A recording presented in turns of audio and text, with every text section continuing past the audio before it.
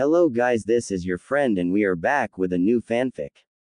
Which is What If Naruto Love with Two Girls, Anko, Kushina, Naruto X Harem Part 1. And if you enjoy this fanfic then please press the like button and subscribe to my channel for more fanfic like this. And now let's start the fanfic. It was nighttime in Konoha, and one Anko Mitarashi was currently walking down the street with a takeout bag full of dango. A small spring in her step as she decided to spend the night binge watching her favorite movies in her apartment. It honestly would feel nice to just lounge around and relax instead of worrying about her curse mark or flipping off guys pestering her for dates. Some cat calls and whistles were heard from passerbys of the male variety, and the occasional female, but the snake mistress ignored them all, not even giving them a second glance. As she continued on her way, she spotted the form of one Naruto Uzumaki passing by and gave him a friendly wave, which he returned with a broad smile. Judging from the bags in his hand, it seemed like he had been grocery shopping. After their brief exchange, they continued to their respective homes without missing a step. Anko felt her mouth drool a bit as she could almost taste the dango on her tongue, until she heard a small oof, followed by the sound of a body and some items hitting the ground. She turned and spotted some civilian man with a bottle of sake in hand as he laughed at the fallen form of Naruto who was busy gathering some of his cup ramen back into his plastic grocery bags. Watch where you're going, filthy brat. The man spoke in a slightly slurred tone and then kicked the boy in the ribs, knocking him to the side.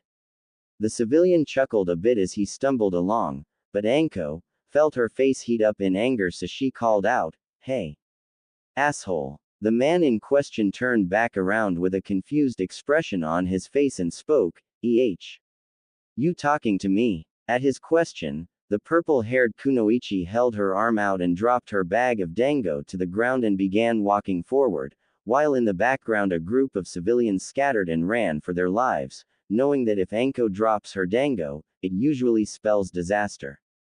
"Yeah, I am talking to you. Asshat. You see that kid there? He's got a name. It's not Brat. It's not Demon. Or Demon Brat. It is Naruto Uzumaki. And Naruto, so happens to be a good buddy of mine. Why? Might have to do with the fact we're both outcasts," she explained with her hands in her pockets as she stomped towards the man, who merely gave a cocky smirk and a scoff. "What's that got to do with anything?" The man slurred as he took a swig of his alcoholic beverage and let out an obnoxious belch sound. "Well, glad you asked. When fool civilians like you, who think they can do whatever they want, hurts a kid. Especially this one. It really gets me steamed up, and not in a good way." "In what way you might ask?" "Like I wanna do this," she yelled out and then slammed her knee into his crotch, making his eyes bulge out in pain. "Or this," she screeched as she ripped the bottle from his hand, and then smashed it into his face, making glass explode in all directions on impact, and even some shards getting planted into his skin and flesh. She then grabbed him by the throat and began to repeatedly punch him in the face, making blood and saliva fly out from the force of the blows, followed by some rotten-looking and yellowed teeth. Once she had beaten the man within an inch of his life, she pulled him to his feet and stared him directly in his nearly swollen shut eyes as she spoke, "You touch Naruto-kun again, and next time, I'll make sure you spend the rest of your life eating your food through a straw. There are things much worse than death. I promise." With her point made, she tossed him to the side of the curb and then kicked him in the ribs, hard. Hard enough to make a small crack noise as he whimpered and crawled to his feet, staggering away. After a moment of catching her breath, she came over to her blonde friend and spoke in concern, "You okay there? He didn't hurt you too bad, did he?" The whiskered teen gave a dismissive wave and replied, He kicks like a fangirl. Just another annoyance. But won't you get in trouble if he reports you or something, Anko-chan? If he does, I'll cross that bridge when I get to it. Though I'm pretty sure that Hokage-sama will let me off easy if I make mention that guy hurt you. Wouldn't be the first time I've beaten up some punk-ass civilian getting too big for their britches," she replied and then collected her bag of dango. So how's things at the academy going for ya? She asked with a sweet smile, hoping and waiting for the day that she could take on a worthy apprentice and become a full-fledged Jonin. But then she noticed a downcast look on his face and asked him, "Oi, why the long face booyah? You have been studying for the exams and all right." The blonde nodded and replied with a small sigh, "Yeah. The written stuff I can handle at this point, but it's the jutsu portion I'm worried about. The substitution and henge I have down pat. But that bastard Aruka won't tell me what it is that I'm doing wrong with the clone jutsu. And every time I ask for his help, he just replies in this snobby tone, 'Just work harder Naruto,' or he'll say, 'Sorry. I can't play favorites Naruto.' Shit. That fucking asshole. I shoulda known. No wonder you're stuck in the academy with a piss poor teacher like that. Though I don't think it'd hurt if I gave you a few pointers on what you're doing wrong. Maybe show you a special trick to making stronger clones." The purple-haired woman replied and then affectionately pat him on the head, earning a large smile from him that made her heart flutter a bit. "Really? You'd do that for me? It'd really be a big help for me if I could figure out what's wrong with my clone jutsu." He spoke in gratitude, his smile continuing to grow wider as he now seemed to be bouncing on the balls of his feet. "Sure thing Naruto-kun. I'd do anything for ya. And hey, if any of those civilian assholes are bullying you, you can come straight to me and I'll beat them up for ya. No questions asked. Say, you wanna come over to my place for the night?" She asked him while scratching her cheek a bit with a small blush. You sure that's okay? What about your roommate Kuranai?" The blonde asked her, not wanting to inconvenience the two kunoichi with his presence. "It's fine. I was gonna spend the night bumming around on the couch watching the Princess Gale movies. Kuranai's on a mission for the moment, should be back in time for the Genin graduation exams. Besides, I don't think it's safe for you to be alone right now," she replied as she jabbed a thumb in the direction of a passing group of men who seemed to be glaring at the two pariahs, most especially Naruto. "Oh, good point. Seriously though, don't they have anything better to do than try to make my life miserable?" The blonde boy asked with a mildly depressed sigh as Anko retrieved her bag of dango. "Can't be helped. You're a constant reminder of the Kyuubi attack. Lot of people died that night. And instead of trying to accept the pain and move on with their lives, people seem to like having a convenient scapegoat to take their anger out on." "I should know," Anko answered as she rubbed the back of her head with a frown. "Oh, right. The Orochimaru thing and the curse mark. Any cure for that damned hickey been found yet?" The blonde asked with some hope in his voice, knowing full well that the curse mark was both an unwanted reminder of her traitorous sensei and a constant source of pain and discomfort. He couldn't help but notice that Anko bit her lip as he followed her to her apartment, her face taking on a sickeningly green color. Anko. Something wrong. You look kinda sick," the blonde pointed out, snapping the snake mistress from her lapse of attention. "Wah, oh, well, kinda sorta. There's this guy, Jiraiya, self-proclaimed seal master, that sort of thing.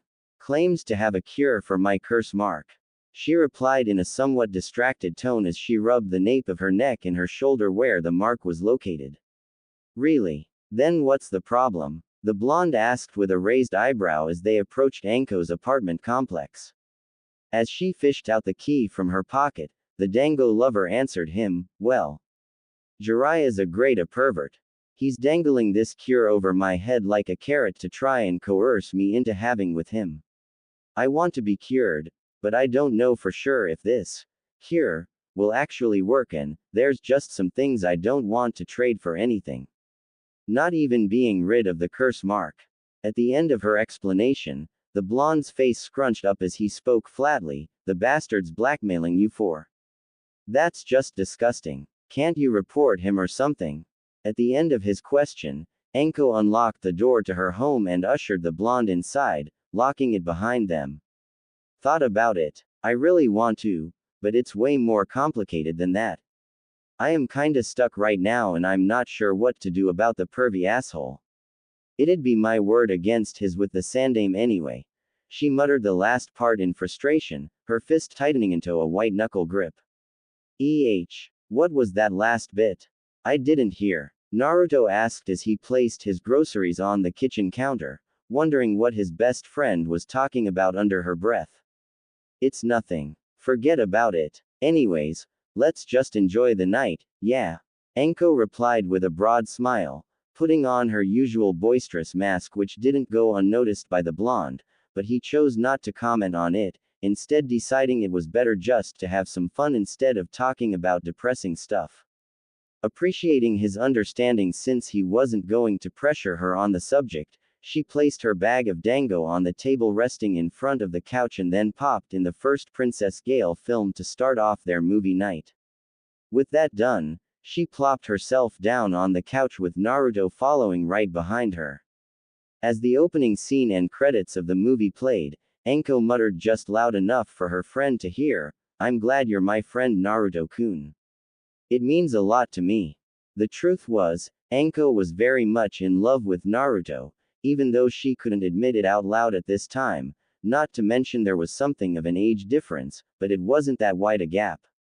And if he became a genin, then he would also become a legally registered adult according to village laws. Still, he was so young and innocent, and somewhat dense when it comes to romance, so she didn't want to force her feelings onto him until he'd matured a bit more. Same here. I don't think I would have made it for very long without you. You've done a lot for me over the years, Anko-chan. I promise to someday find a cure for your curse mark. And if the one this Jiraiya guy claims to have is the real thing, then I'll just beat it out of him. His promise earned a small giggle from her, but she nodded in appreciation all the same for his enthusiasm. At last, things started to move along in their film, so they continued to enjoy each other's company as Anko opened her bag of dango and alternated from popping one in her mouth, to placing one in her favorite blonde's waiting mouth. Kushina-sama, I'll look after your son for you. No matter what. She thought silently as she fondly remembered the woman who had taken care of her after Orochimaru's betrayal. Anko then smiled warmly, feeling utterly and truly happy right now in Naruto's company. His happiness, love, and affection meant everything to her. And no one, not on Kami's green earth, would dare bring harm unto him if she had a say in the matter. No one. For years she had suffered in the village ever since her former sensei had abandoned Konoha and left her for dead after using her as a guinea pig for his curse mark. People would always look at her with disdain, muttering behind her back that she was some kind of double agent, that she was still the traitor's whore, and then they began circulating rumors that she was a who took on many seduction missions to make her look like some kind of addict. All of which was false since she was still a virgin to this day, and was saving her first time for that special someone. Naruto, as mentioned earlier, was similar to her in many ways, and perhaps more importantly, he had unconditionally accepted her in spite of the rumors and slander. That kindness alone meant the world to her. In some ways, Naruto was her guiding light in this harsh, cruel, and unforgiving world filled with darkness and hypocrisy. As the night dragged on and they watched movie after movie, the hours started to tick by. Anko looked down and noticed that the whiskered teen had already fallen asleep, his head now resting on the side of her. With a small smile she gently maneuvered his body so that his head now rested on her lap, a small blush and a happy smile on her face as she gently massaged his scalp, her fingers running through his hair as she looked down at his peaceful expression. She could feel butterflies flitting about in her stomach, and a pleasing warmth with each beat of her heart inside her chest. This is true happiness, she muttered to herself. She then picked him up in a bridal carry and brought him into her bedroom to place him on the bed, being sure not to wake him up as she pulled the sheet onto his sleeping frame. With a satisfied sigh, she pulled off her trademark trench coat and tossed in a random direction, followed by the mesh armor that barely kept her modesty, and then the rest of her clothing were tossed about the room until at last she was as the day she was born. Licking her lips in a sensual manner she slowly creeped up towards the blonde, then slowly slipped into her bed and snuggled up against his body. Her taking his arm into her cleavage as her hand snaked upwards to his face and she began to trace a finger along his signature whisker marks. Soon. Very soon. Someday soon. You'll be all mine. And we can live together in happiness. She whispered to herself as her eyes drifted closed and she fell into a deep slumber. For some reason, whenever she slept with Naruto like this, it felt like she could forget the scorn of the village, and the pain caused by her curse mark would melt into nothingness. It was in moments like these that she felt truly happy. The next morning, Anko's eyes fluttered open as she stretched her limbs with a yawn, groaning a bit in disappointment that Naruto was no longer in bed with her. Instead, there was a note on her nightstand. She picked it up and read the words on it. Sorry for leaving you, Anko-chan, but gotta get to the academy on time. Could you please hold on to my groceries for a bit till I come back to pick them up? Would be appreciated. P.S. Your tits are as soft as ever. She couldn't help but giggle at that last part as she got up, her nose scrunching up as she caught the familiar scent of coffee. Raising an eyebrow, she left her bedroom and found her roommate Kuranai sitting at the dining table while sipping at a mug of coffee. Morning. I met Naruto on his way out. I see you invited him to stay the night, again. And you slept with him, again. The crimson-eyed woman spoke in a flat tone of voice. Yeah, I didn't see the harm of letting him stay. And come on, it's not like I do anything nasty to him. We just cuddle, and he actually likes it when I am. Anywho, you're back a bit sooner than I expected. Anko noted as she sat across from the genjutsu mistress, the dango lover having a happy expression on her face. Anko, we need to have a talk. A serious talk, Kuranai stated as she pushed a second mug of coffee in the snake user's direction. The purple-haired woman picking it up and taking a sip before asking in a lazy tone, about what? I am a bit concerned about your relationship with Naruto. I know about your feelings for him, and I don't think that pursuing a relationship of the romantic kind would be very good for you. Kuranai stated in a more gentle tone of voice, and then seemed a bit saddened as her friend was now glaring at her. Excuse me, Nai-chan, I love you like a sister. You've always been good to me, and had my back whenever I needed it. Hell, I even held my tongue and quietly supported your relationship with Asuma. But you can't do the same for me and Naruto-kun. He's a good kid. He's sweet, gentle, understanding and… Anko began to list off but was then cut off by her friend. And still a child. Anko, you're an adult woman. I know how much you care for him, but you have a nasty habit of being rather clingy. And your obsession with him has become somewhat unhealthy. Shouldn't you try and find someone more age-appropriate? Someone you can truly be happy with? The crimson-eyed woman asked with a worried expression, trying not to push Anko's buttons in the wrong way since she was known to be hostile when matters involved Naruto Uzumaki. I tried. I did. I went on a few dates here and there. All of them kept giving me this look. Like hungry dogs eyeing a piece of meat. They all wanted the same thing. All they wanted was to try and fuck me because I'm the so-called snake whore. But Naruto's different. He doesn't look at me that way. And whenever I'm around him, these feelings well up inside me. And I just can't picture myself with being anyone but him. So what if there's an age gap? It's not that wide anyway.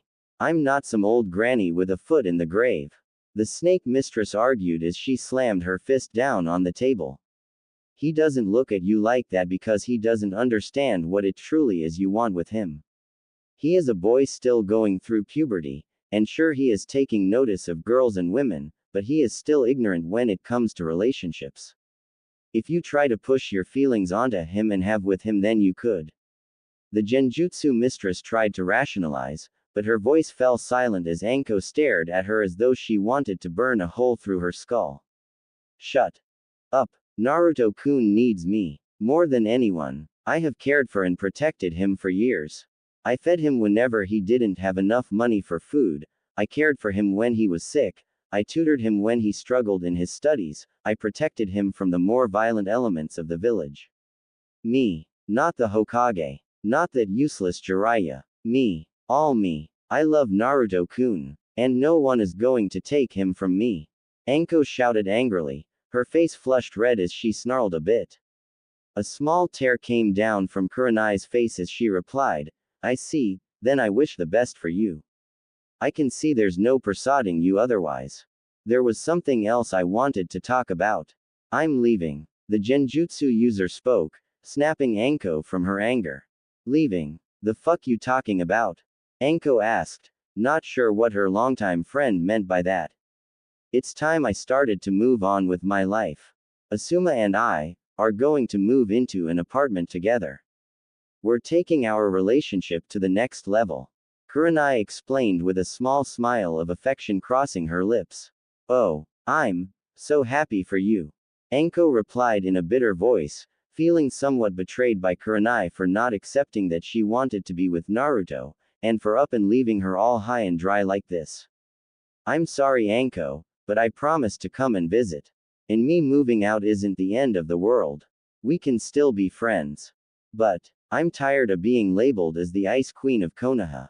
I just want to settle down with a nice boyfriend and move on. I don't want to be some kunoichi that acts cold-hearted all the time.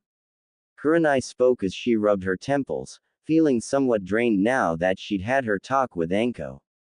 She could clearly see the hurt look on her friend's face. The crimson eyes woman tried to place a comforting hand on top of Anko's own, but the snake user snatched her hand away, refusing to look at her friend.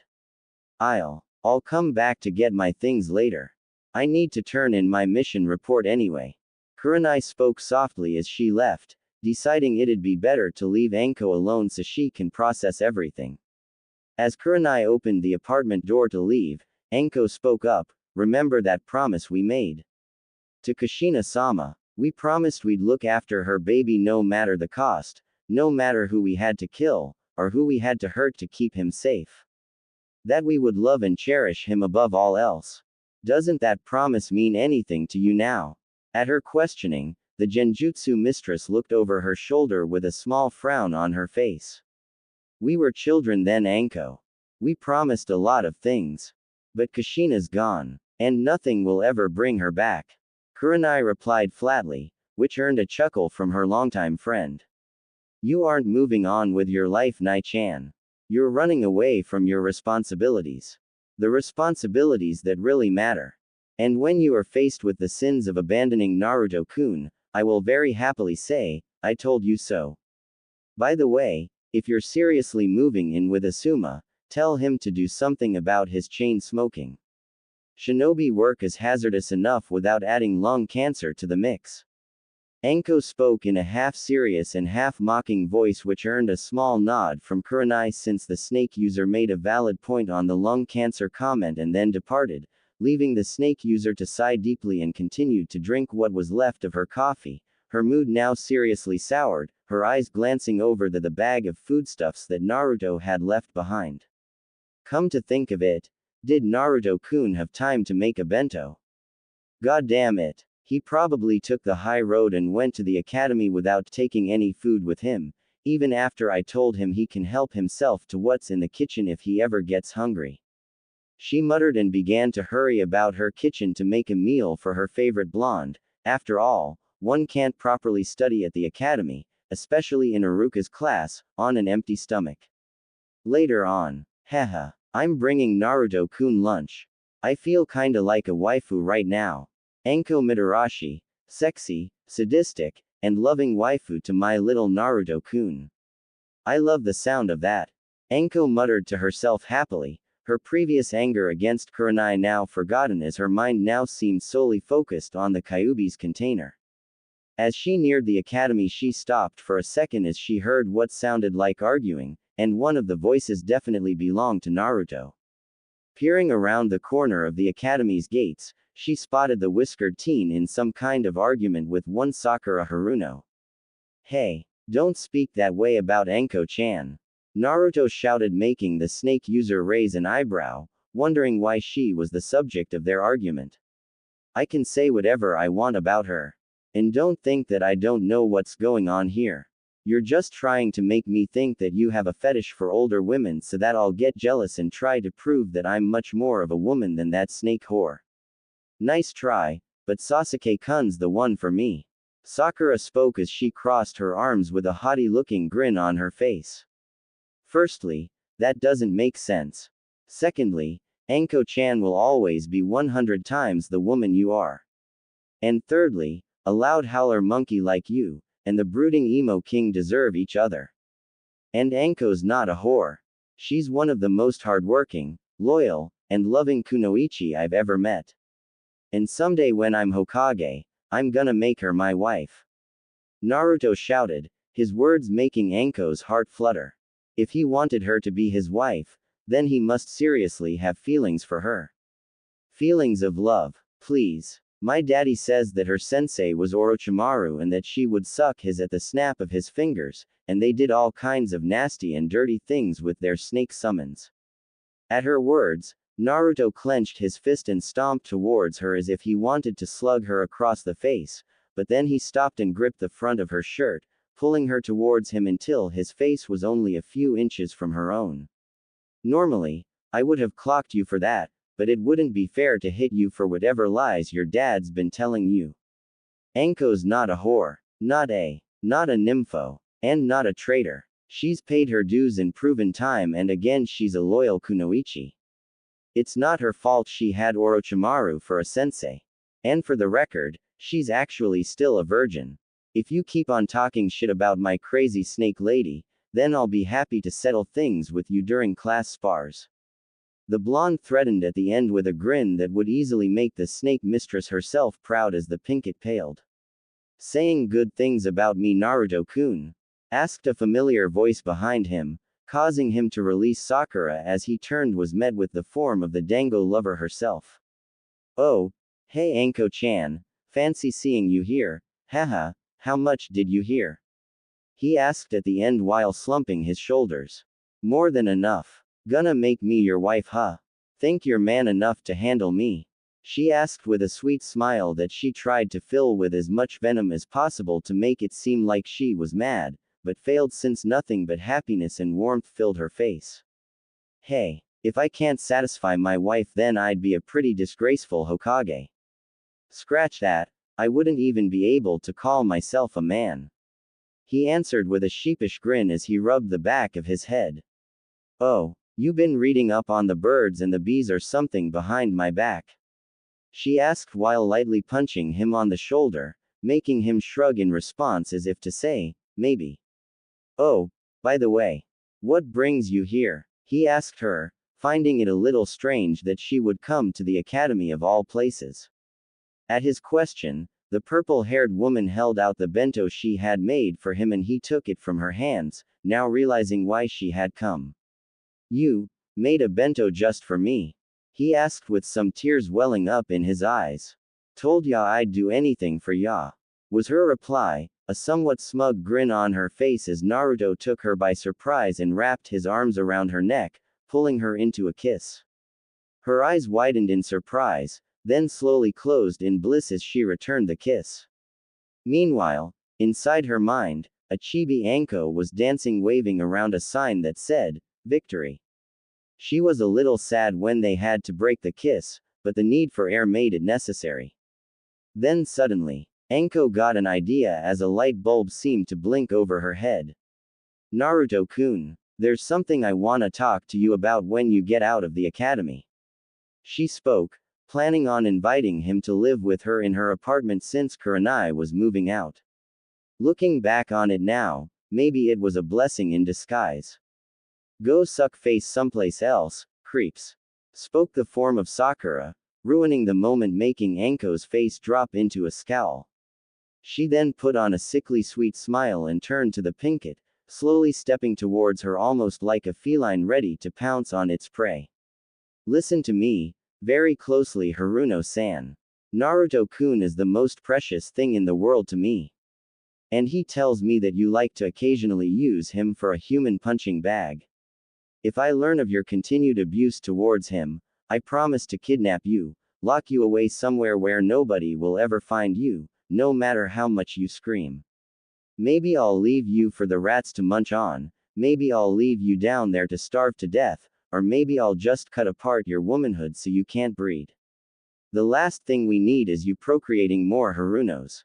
Anko threatened in a chilling voice, making Sakura pale and then run away in tears, trying to put as much distance between herself and the crazy snake lady. Yup. Just another satisfying day to be Anko Mitarashi. The only thing that could top this would be if Kushina crawled out from the grave and gave her blessing for her and Naruto-kun to marry. Meanwhile, what do you mean that you haven't made any progress? Spoke the form of a goggle-wearing man named Torun, a close subordinate and aide to Danzo Shimura, as he and his partner Fu Yamanaka walked down the hallways of a hidden root facility that had been recycled from an abandoned Orochimaru laboratory. Exactly as I said. The subject's mind is exceptionally complex and has repeatedly detected every attempt to dig around inside her mind, and accordingly repelled the mental probes. Even with the drugs keeping her in a medically induced coma, if I poke and prod too much, it is still possible for her to regain self-awareness and possibly awaken. It's a very delicate procedure we're dealing with here, explained the orange-haired man in a frustrated voice, making his partner shake his head. As they both eyed the form of one Kushina Uzumaki, her form lying in a hospital bed as machinery constantly pumps drugs into her to keep her in a state of limbo. Danzo-sama won't be pleased. He seems to think that Uzu holds the secrets to true immortality and longevity. Torun muttered as he crossed his arms. Might be a kernel of truth to that belief. Kushina has spent over a decade in a comatose state but shows absolutely no signs of aging or even muscle atrophy. If it weren't for the drugs, I'm certain she'd wake up and kill us all. And that wouldn't be the worst of it. Fu spoke with a shudder. Not the worst. This is Kushina, the evil Uzumaki we are talking about. Back during the wars, she was known to scalp her victims for fun. She tortured, maimed, burnt, crucified, castrated, dissembled, and beheaded people every single day and laughed about it all like it was a joke. What could be the worst thing she could do? Torun asked skeptically, fully aware of the woman's ferocious reputation. She could become the Hokage. The orange-haired man replied as his face paled in terror, causing his partner's mouth to drop open for a moment before he nervously nodded in agreement at the thought. Hiruzen Sarutobi was currently little more than a glorified paper pusher at this point of time in his old age, but if the likes of Kushina took over, then she'd steamroll her way over everyone just to get what she wanted, without care of consequence. Unknown to them, a small smirk crossed Kushina's face, and her hand twitched slightly before clenching into a fist. Later that day, Sakura Haruno growled as another school day had passed and Sasuke had still ignored her. And now Naruto seemed like he was going to ignore her just as well for some old whore. Freaking stupid dead last, what's that Anko bitch got that I don't? The Pinkett muttered angrily to herself as she cut through an alleyway to get home as quickly as possible, until she bumped into someone who rounded the corner, causing the fangirl to fall to the ground. Nice tits. Great. Questionable but sexy sense of fashion. And a bad can-do attitude. What you got going for you, Pinkie Pie? Asked the form of Anko, who was now standing above Sakura with a cocky grin. The Pinkett sighing in frustration as she got up and dusted herself off. The hell do you want now? Wait. Were you following me? Sakura asked, feeling it was kind of staged how she just randomly bumped into the snake whore again. Maybe a bit. There was something I forgot to tell you. Something that I couldn't say in front of everyone else at the academy, especially Naruto-kun. Anko replied in a jovial manner as she walked towards Sakura with an exaggerated sway to her hips. Oh yeah, what's that? The fangirl asked while swallowing a lump in her throat as she slowly backed away, feeling far more in danger than ever before in her sheltered life as the only daughter of the Haruno family. Here's the thing. I want to take Naruto-kun as my apprentice when he graduates, of which I shall personally guarantee this time. Problem is, the Sandaime says that if I did that, then there would be one less student and then there'd be the issue of an incomplete team. And most unluckily, there aren't any stand-ins. So my request for an apprentice was sadly denied. Anko explained as her grin became wider and wider until it seemed like the corners of her mouth were ready to tear open. And, the heck does that have to do with me? Sakura asked, not sure where this conversation was going. Well, if I can't take Naruto-kun as my apprentice, then he'll end up on Team 7. Which is traditionally made up of the class's members with the lowest and highest scores, and the top-ranked kunoichi. In essence, you, Naruto-kun, and Sasuke. The only solution to fixing this issue is, you need to vanish for a little while. Anko replied in a cheerful voice as she put her hands on her hips.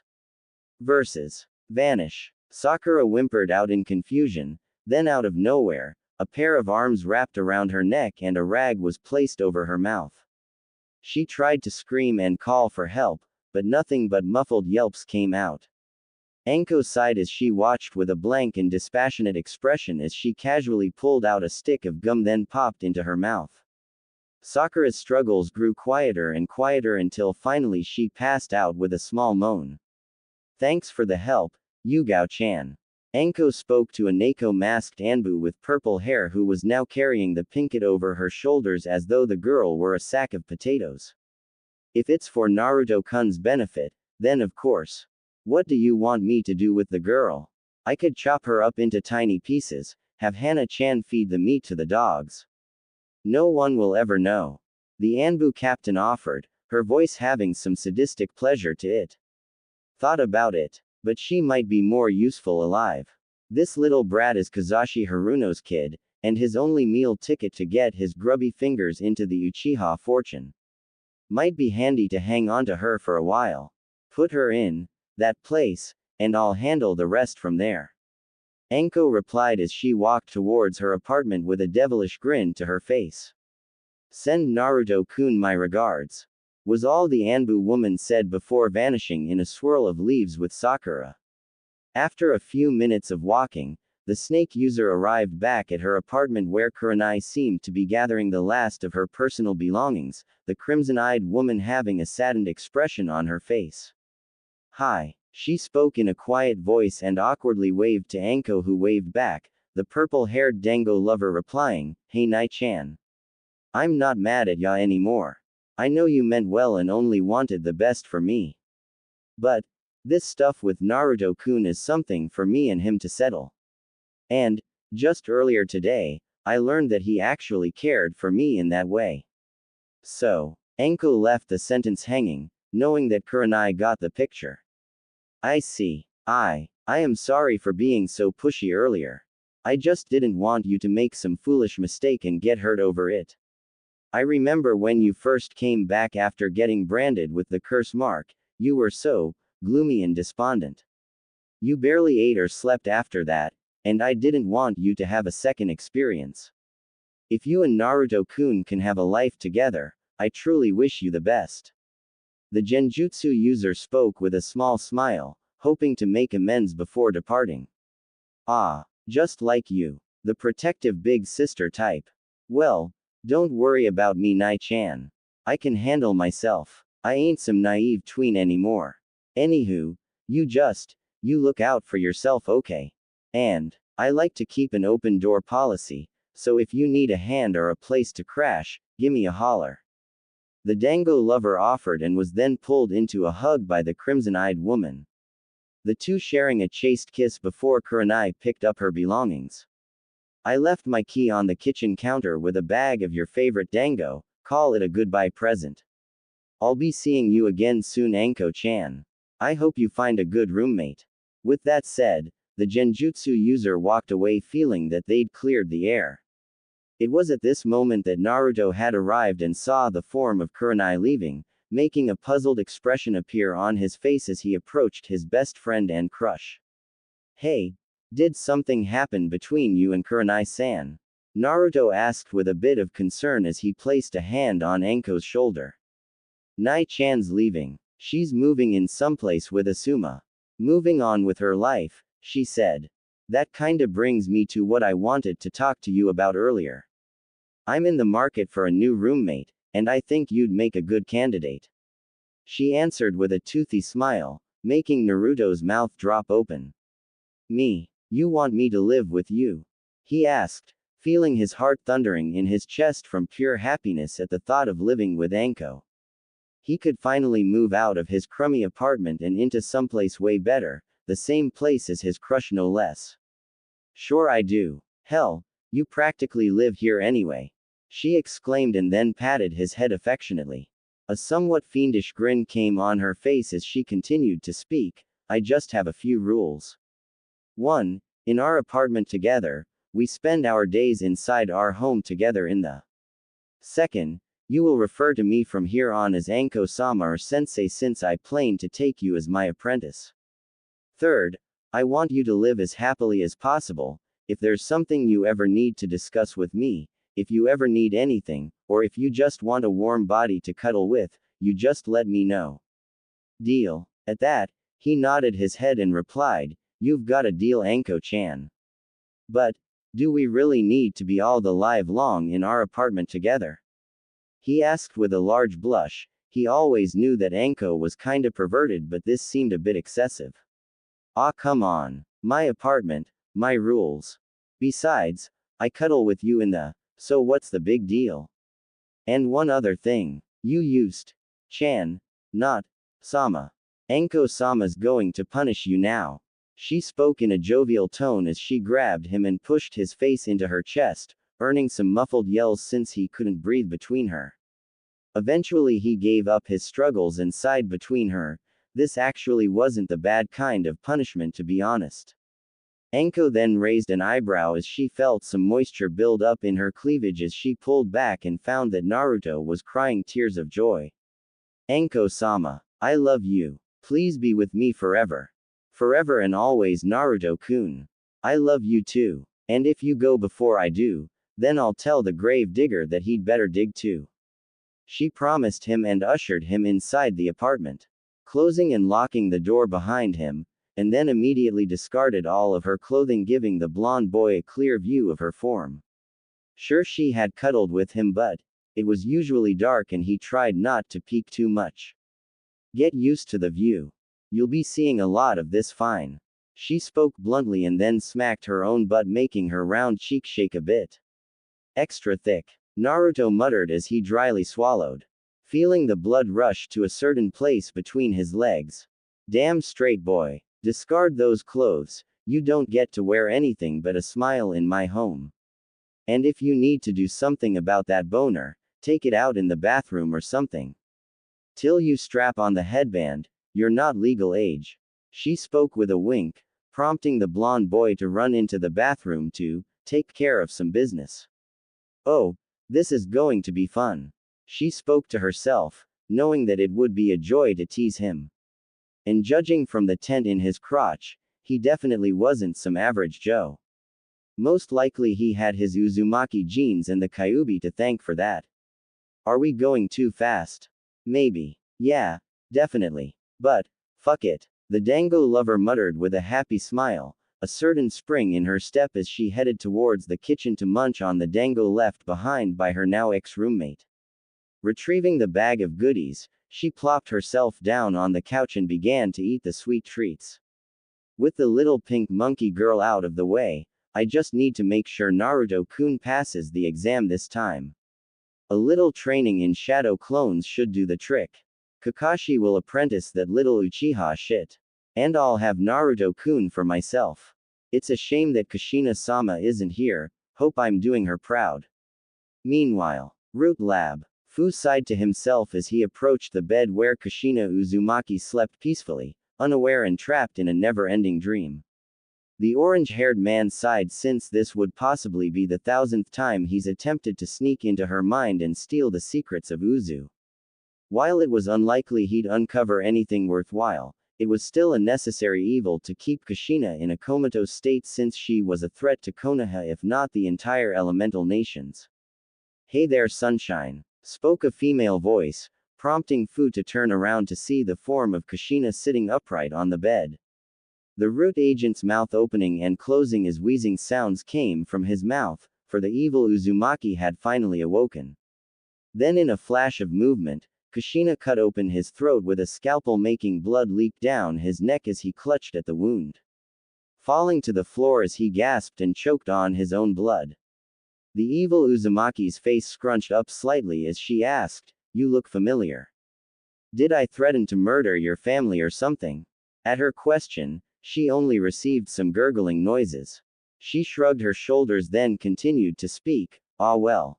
If I can't remember your name, I'm guessing that you're one of those unimportant throwaway type characters. I'll take an educated guess and say that you're the asshole that's been trying to mind rape me, learn some of Uzu's secrets, all on that Danzo guy's orders. And I've been pumped full of drugs to keep in dreamland. That about sum it up." She asked the orange-haired man, and finally with a final gasp, he fell to the floor having mercifully expired. "I'll take that as a yes," Kushina replied as she got up from the slab and cracked her neck a few times. Then stretched her limbs to allow some of her joints to pop. And then glanced over at a mirror and asked herself, "Okay now. 3 very important questions. Has the Chucky franchise finally ended? How long have I been under? And most importantly, where the fuck is my child?" Well, I know a certain old monkey that can help answer those questions. It had been just a little over a day since Naruto had moved in with Anko, taking what few worthwhile belongings he had to her, or their, shared apartment. And now with the Genin exams coming tomorrow, it was time to train. Though there was currently a question that the blonde boy was still curious about. "Remind me again, sensei, why must we be in our apartment at all times?" Asked the form of Naruto Uzumaki as he followed his new roommate and sensei towards training ground 7 since the snake user had promised him a clone jutsu that was sure to help him finally pass the academy exam and flip the bird at Iruka in the process. "This again? What? Too good of you or something? I told you already, it is training." Anko half yelled with a mocking laugh at the end, almost as if she knew something the blonde didn't. "And how is strutting around involve training? And what if people come by and we're still?" He asked in a deadpan tone since he had to fight off numerous nosebleeds when Anko got a little aggressive in her flirting. "Sheesh. I sometimes forget that you're still a kid since you act all mature sometimes. We can just put on a henge to hide our nudity then slip away into the bedroom for a minute to throw on some clothes. And there's a number of kunoichi in the world that dress provocatively to distract their enemies. And I'm one of them. If you can keep your cool and avoid getting distracted by an enemy kunoichi's body, then you'll have a bit easier time in battle with the kind of kunoichi that use seduction techniques." Anko explained as she crossed her arms, a confident grin on her face since Naruto nodded in understanding. "Wait, does that seriously work?" he asked while scratching at his whiskered cheeks, now having a better understanding on why so many kunoichi like Anko and Kurenai dressed in revealing or skimpy outfits. With killer bodies like theirs, it'd be hard not to get distracted. "Not always, but you'd be surprised at the number of guys that think with what's between their legs instead of their heads. Sometimes works on women too if they're lesbian, or have insecurities in their own bodies." The snake user answered with a small chuckle. "Right, so what's the jutsu that you're going to be teaching me?" Naruto asked, hoping to move things along, plus he was feeling both excited and impatient at the prospect of finally leaving the academy and learning a new jutsu. Okay, hold your horses. It's called the Shadow Clone Jutsu. Unlike the plain academy-taught clone jutsu which only produces illusionary decoys, the Shadow Clone Jutsu makes solid copies which make for good body doubles. One of the most useful aspects of the Shadow Clones are that when they dispel, whatever they learn is transferred to the caster. So this technique is good for scouting and infiltration. The downside is that it takes a lot of chakra to use, but with your unnatural chakra reserves, this technique should be a snap for you, she explained, earning a nod from her favorite blonde boy. Naruto cracked his knuckles a bit, very eager to start his training, then he paused as a question mark blinked over his head since a thought had just crossed his mind. "Wait a sec. The Sandaime Hokage knows the Shadow Clone Jutsu, right? He's called the professor for knowing a large variety of techniques. Why doesn't he just use the clones to help do his paperwork?" The blonde asked, voicing his thought on the subject, which earned a chuckle from the snake mistress. Hey, you caught on too. Finally. I thought I was the only one to notice. My thoughts are, the old man's getting senile. She responded with a hearty laugh, making the Kyuubi Jinchuriki sweat drop a bit. You knew, and never said anything?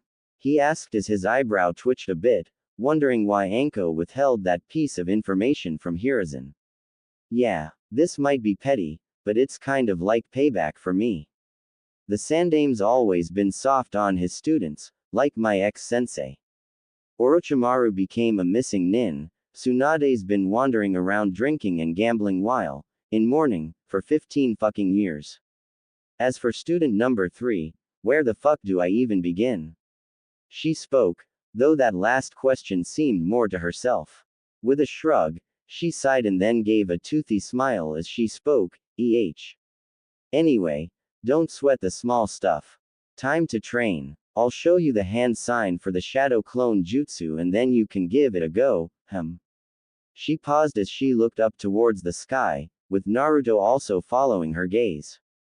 In the skies above Konoha were filled with hundreds or even thousands of numerous species of native birds were flying away from the village, almost as if they were fleeing from something since the panicked chirping and squawking sounds could be heard even at this distance. The hell is that about? Seems kinda like a bad omen. Naruto muttered. While he was no expert on bird behavior, it didn't take an expert to see that the birds fleeing in such numbers wasn't a good sign. Anko's eyes narrowed a bit as a tingling sensation ran up and down her spine. She's back. She finally came back. Anko whispered just loud enough for the blonde to hear her. The snake user recognized the signs and even now could feel in her gut and her heart that her mistress had finally returned. Who's back? Naruto asked, feeling a little bit nervous all of a sudden as he swallowed a lump in her throat. Don't be surprised if we get company later. Anko replied in a cryptic manner. She then clapped her hands together, snapping him to attention and spoke, don't worry about that stuff right now. Time to train. With that last shout, she began to show him the needed hand sign for the shadow clones. However, Naruto now had a feeling that something was coming his way, and his life would be flipped upside down. Meanwhile, in the office of the Hokage, Hiruzen was sitting behind his desk smoking from his favored pipe. Standing in front of him was a man with pink hair who was red in the face and was shouting at the top of his lungs in outrage. My daughter is missing and you aren't doing anything about it. That snake whore was seen and heard threatening my precious Sakura just yesterday at the academy, and then my daughter vanished. That Anko is obviously suspicious. Kazashi shouted angrily with his hands clenched tightly into fists as he slammed them onto the desk. I have some of my Anbu investigating the matter. Anko will be questioned, of course. Just like the many other people who all loathe the Haruno name because of you Kazashi-san. The Sandame replied flatly as he blew some smoke from his nostrils. The ex-shinobi's eyebrow twitched a bit, and he grit his teeth, growling out, there's something you wish to say to me, Hiruzen. At this question, the Hokage's eyes hardened as he put down his pipe and rose to his full height to stare down the head of the civilian council. That is, Hokage-sama, to you. And there are a great many things I very much desire to say, and most of them cannot be spoken in polite conversation. But above all, I wish Kushina killed you all those years ago, when she exposed you for accepting favors from captured enemy Kunoichi. You, Kazashi, have become a parasite much like my former student Orochimaru. Leeching off of the lives of others to feed your own ego. You have trampled on many lives with your business as a loan shark. Reportedly, a number of your clients have committed suicide due to their debts to your business.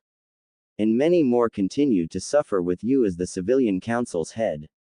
For years, I have maintained the peace of the village, yet you seek to continue to undermine the ninjas that work hard, every day to protect that peace in this village. And now here you are, now making demands of me when you need my shinobi, when it is your own sins that have likely damned your child. Hiruzen spoke with pure hatred for this, Leech standing before him. Before their argument could escalate further, a voice cut through the tense atmosphere. Hello boys. Spoke a very familiar voice, prompting both men to turn in the direction it came from, and saw the form of Kushina Uzumaki herself, standing in the doorway with a rust-covered katana resting on her shoulder. Couldn't help but overhear you two. Kazashi, you actually managed to procreate and make a daughter. Thought I castrated you by squishing your peanut-sized testicles under my feet when I kicked you out of the shinobi corps. Next time I'll be sure to finish the job. She spoke with a broad smile as she approached the pictures of the Hokage hanging off the wall. The two men opened and closed their mouths, as if they were both fish out of water, both unable to speak due to pure shock. But Kazashi was the first to speak as he pointed an accusatory finger at the crimson-haired woman and shouted, "You. It was you. It's because of you that my daughter went missing." Kushina chuckled a bit and then, accidentally, knocked off the picture of the Shadaime from the wall with the tip of her sword before speaking, "Don't know what you're talking about. I only just arrived back in Konoha about an hour ago. The Chunin manning the gate's guard post, Kotetsu and Izumi, were very accommodating to me. Must have been crushing pretty hard on me. And trust me, Kazashi, I wouldn't waste my time kidnapping whatever brat that slithered out of yours and Mebuki's collective filth. I'd just kill you and get the job done. Now, shoo. Go away. The grown-ups are about to have a lovely chat." She spoke at the end with a sweet voice that sent chills up the men's spines. Seeing that Kazashi still hadn't left yet, she pointed the tip of her rust-caked sword at him and spoke in an even sickeningly sweeter voice, "So silly of me. I shouldn't be asking. I'm telling you to fuck off and get out of my sight." This time, the message got clear across and the pink-haired man fled the office as quickly as possible, causing the doors to slam behind him in his haste. Remind me to pour a very big jug of bleach down his throat. Now then, Hiruzen, you've gotten so old. It's a miracle that you haven't kicked the bucket or that Konoha has not been burnt to the ground with it being in such a state. Kushina remarked with a small giggle and then, accidentally, knocked off the picture of the Nadaime. What do you mean, in such a state? And, perhaps more importantly, where have you been these past 13 years? The Sandaime asked as he gripped the arms of his chair, almost shrinking back into his seat to look as tiny and non-threatening as possible. The crimson-haired woman cupped her chin in thought before answering, 13 years, Has it really been that long? To cut a long story short, I was kept prisoner in a medically induced coma. Found myself in some repurposed lab with one of Danzo's cronies trying to rape my mind. And when I commented about the state of Konoha, I was passing by and visiting some of my old haunts and stomping grounds, and took note of the emptiness of the Uchiha district where Makoto-chan lived. Don't tell me, with myself and Minato gone, Fugaku finally sacked up and tried to pull some half-assed coup. At her questioning, the Sandaime couldn't help but smirk a little. Your abilities of perception are as strong as ever. Yes. Fugaku was planning a coup. If he had succeeded, then the other shinobi villages might have taken advantage of the infighting within Konoha and a fourth ninja war would have started, one which Konoha may not have survived. Itachi Uchiha took the secret mission of stopping the coup, but there were complications. The only survivor was Itachi's younger brother Sasuke.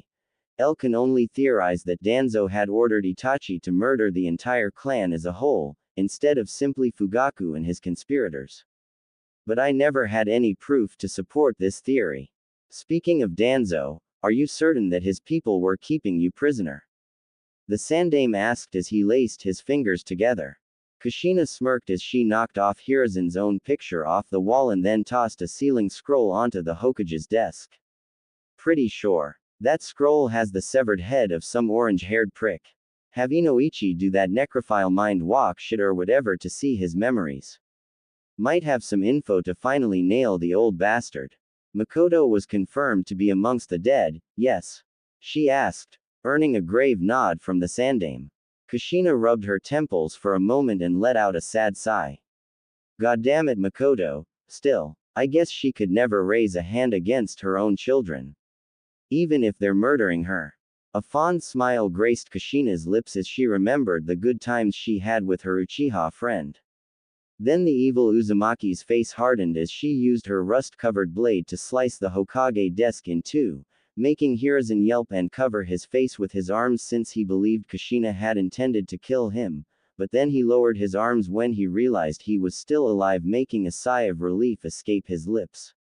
I think it's time for a change in leadership. Sandaime-sama, I'll be taking over as the Hokage. Time for me to right some wrongs, and make up for lost time. Kushina stated with a large and almost bestial grin that made the Hokage sweat nervously. I'm not sure if you're a suitable candidate.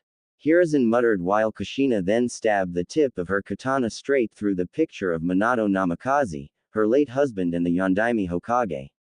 Her face now a blank mask as she glanced between the now ruined picture and the aged Hokage. Why's that? I only gave up on being Hokage because I was pregnant with Naruto-kun. By now, Naruto-kun is a teenager, and I missed so much that I can't ever be his mother, but I can still try to be a part of his life and try to make things right. That aside, I am far superior to Minato. I have more power in just my pinky toe than he did in his entire body. Kushina spoke, completely unafraid to boast of her raw power. And unlike many that bragged about their strength, the evil Uzumaki could easily back up her words. Hiruzen felt himself slowly melting beneath her gaze as he replied nervously, that is to say, you certainly aren't lacking in power or skill, but you aren't exactly mentally sound. You are infamously known to behave in a highly destructive and erratic manner. When he finished speaking, he was expecting the crimson-haired Kunoichi to lash out in anger. But instead her lips curled up into a smile and she began to laugh almost hysterically. She even clutched at her sides as she wheezed for air when her laughter finally began to die down. She then pinched Hiruzen's cheek, making the aged Hokage wince in pain, and spoke in a voice that seemed more appropriate for gently scolding a child. Oh Hiruzen, you make me laugh. You've seemed to have gotten soft in your old age. I am mentally unsound. Seems a bit of a stretch in comparison to a certain pasty-faced pedophile who reduced his own existence to that of a parasite for the sake of a bastardized half-baked form of immortality. After I was kidnapped by Kumo to be used for their bloodline breeding program, raping program, I promised myself that I'd never be a victim ever again. That I wouldn't lose a second village like I had lost Uzu. So I trained and trained, even forsaking my own humanity to become akin to a demon. I committed the most horrible and gruesome atrocities to put the fear of Kami into the hearts of Konoha's enemies, and thus, the evil Uzumaki was born. I did the hard things, the worst things. The kind of things that would have made anyone else crack under the stress and trauma, so that every single man, woman, and child can sleep peacefully and blissfully unaware of what really happens on the battlefield. For the sake of this Kami-forsaken village, I think it's in your best interest to name me the next Hokage, pronto. Wouldn't want to give me a reason to turn against Konoha, yes? She asked at the end, pinching even harder to the point it seemed like she was going to rip off a chunk of flesh. Hiruzen swallowed hard, knowing that this woman might be the most dangerous kind of ninja since Madara. And it would be a terrible idea to make an enemy of her. It would seem he was now stuck with the choice of accepting the rule of a probable tyrant, or refusing and potentially destroying the village he had worked so hard to protect. Finally, he caved as he replied reluctantly, all right. You shall be the Godime. The mantle of Hokage, the responsibilities of leadership, and the consequences of your rule shall be yours. Nodding in acceptance, the crimson-haired woman released him, making him rub his now sore cheek. If Kushina could maintain some measure of restraint, then her being Hokage wouldn't be the worst thing. Grand. Now comes the most important subject of the day. What of my child? Where is he now? What was his childhood like? Tell me everything. And if you dare lie to me, and I discover the truth from my child, then I'll be very happy to shove this here sword right where the sun doesn't shine. You know why I like to use weapons covered in filth and rust. If wounds caused by rusty objects or weapons are not cleaned and treated properly, then it can lead to serious infection, even death. Most especially if one isn't up to date on their tetanus shots. When's the last time you got yours? Kushina asked, and threatened in a not so subtle manner, which caused the Hokage to sweat nervously since he couldn't remember. Word has recently spread that both Anko Mitarashi and Naruto have just begun living together, and are likely romantically involved. Much of Naruto's childhood was a lonely existence, and on occasion a stupid and/or drunken civilian would assault or bully him. But Anko took it upon herself to protect him over the years and helped greatly in relieving his loneliness, even going out of her way to make sure she stayed and took missions within the village as much as possible. I do not know how, but somehow Naruto-kun's status as the current Jinchuriki was leaked to the general public. And with the village still in chaos after the Kyuubi attack, I was unable to find the leak before whoever the mole was able to cover their tracks. So I made it a law making it forbidden to discuss Naruto's situation, especially to the younger generation. However, it seems in my efforts to protect him, I likely did more harm than good in the long run of things. Hiruzen explained, rubbing his temples with a tired sigh at his failure. Tried to make the best of a bad situation. Guess even being Hokage, you can't control the hearts and minds of the people. What about Jiraiya? Minato begged me down on his knees to allow the frog Sannin to be my child's godfather. The evil Uzumaki asked with narrowed eyes, already knowing that she wasn't going to like the answer. Jiraiya has had absolutely no contact with Naruto. I doubt the boy even knows he has a godfather. Hiruzen answered bluntly, and then felt his heart race as the atmosphere became dark and oppressive. Like the very air itself was pressing down on him and threatening to crush him. A small, tch, sound came from Kushina, causing the windows to shatter into thousands of pieces. I always knew that pervy little frog couldn't be trusted. I'll be sure to give him some deluxe grade treatment the next time I see him. She vowed angrily and then took a deep breath to relax herself, which finally relieved some of the tense atmosphere within the Hokage's office. Sandame-sama, I want you to call an emergency council meeting. Tonight. So that I may be officially be announced as the new Godime, and I can begin whipping this decrepit village back into shape. Time to take things in a new direction. Kushina spoke as she looked out over the village through the now broken windows, a small giggle escaping her lips. Certainly. I can get everything together by 8 o'clock. What will you be doing in the meantime? The Sandame asked as he stood up and reached for the telephone to begin making the needed preparations. I'm going to be visiting my son. There's a lot that I need to explain to him. Anko's still living in the same apartment, right? She asked as she sheathed her blade, the Hokage nodding in response to her question, which made the crimson-haired woman smirk since that meant it'd be easier to find one of her old apprentices. She then sauntered off towards the door with a spring in her step, but before leaving she turned around and spoke, "Don't forget about the head in that scroll I gave you. Inoichi might find some pretty damning evidence in that dipshit's noggin. Might finally give you some ammo to nail Danzo."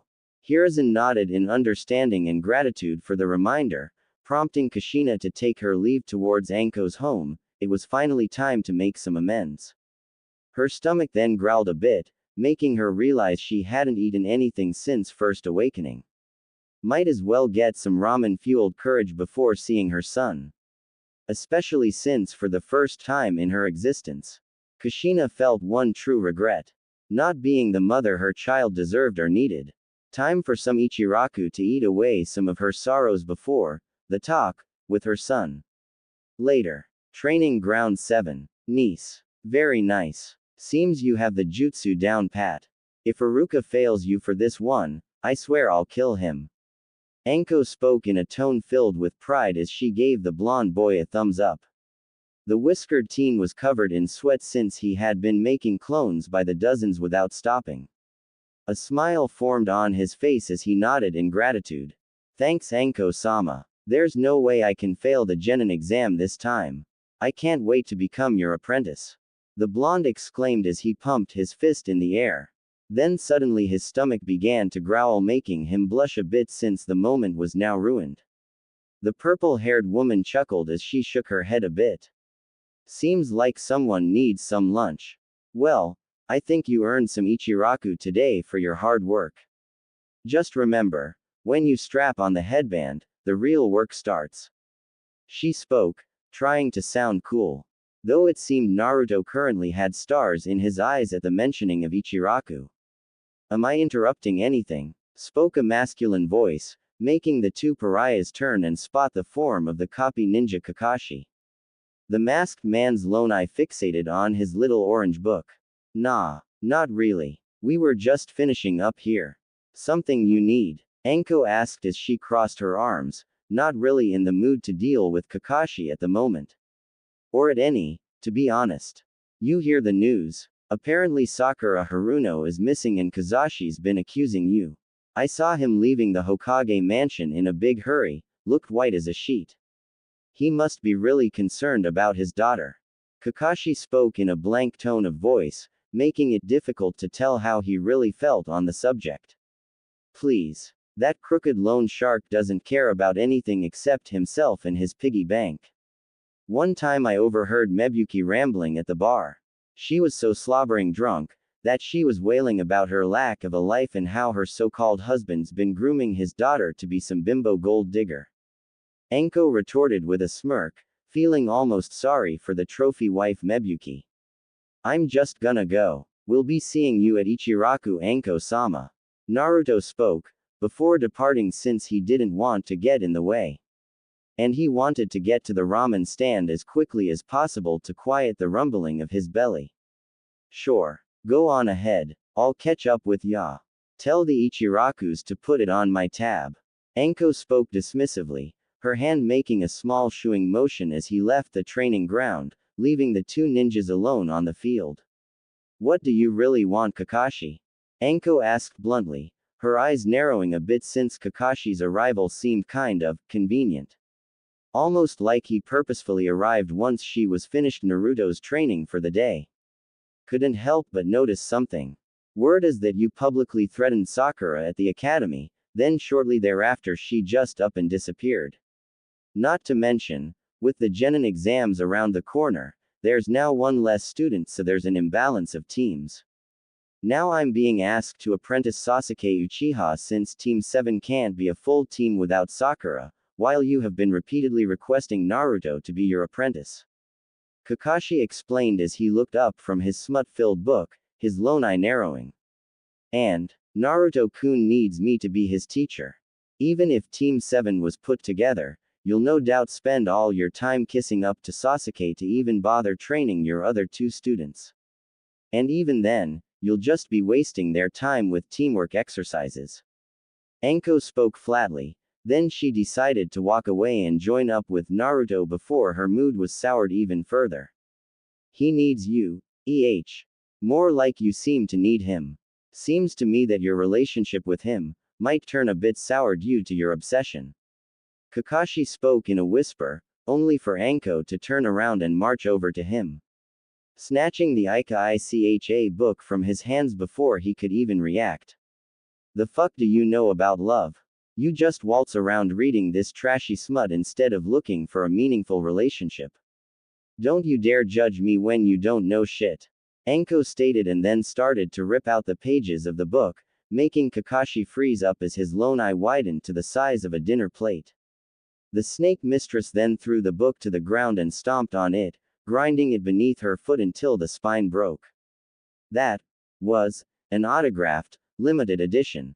Kakashi muttered almost brokenly as he sank to his knees, his lone eye filled with deep despair. The snake user then grabbed his Jonin vest and pulled him towards her, till his face was but inches from her own. And another thing, you don't get to play the concerned guy act. You were Minato's student. You're probably the closest thing to an Uncle Naruto-kun has, and yet you have your head up your own, fawning over some little Uchiha brat. If you try to get between me and my Naruto-kun, I will crush that damn Sharingan eyeball you're so proud of. She warned him, and then released him from her grip, allowing him to mourn over his ruined porn. Stuffing her hands inside of her pockets, Anko marched off to meet up with Naruto. And at the same time, she made a mental note to swing by Sakura's prison to feed her. The pinkett wouldn't be of much use if she was dead, assuming she even had a use.